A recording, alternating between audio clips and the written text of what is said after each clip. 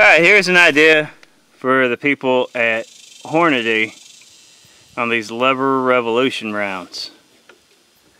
They might want to do kind of like shotguns and color code them, because the one to the left is a 45 long Colt. The one to the right is a 44 mag. I mean, right now that you're staring at them, yeah, you can tell the difference. Just at a quick glance, you know, you're grabbing the wrong box.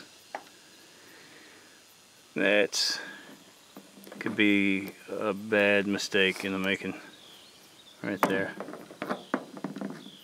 Grab the wrong box by accident and not realize it. So they ought to color code the tips, like 44 mag red, and maybe do the 45 long Colt blue or something like that.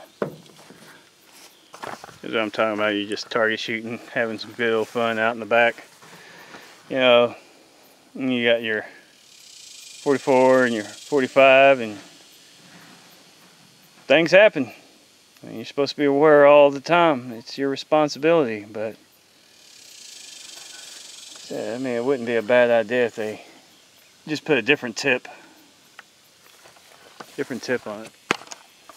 Walking up, grab something, you know, go the wrong way.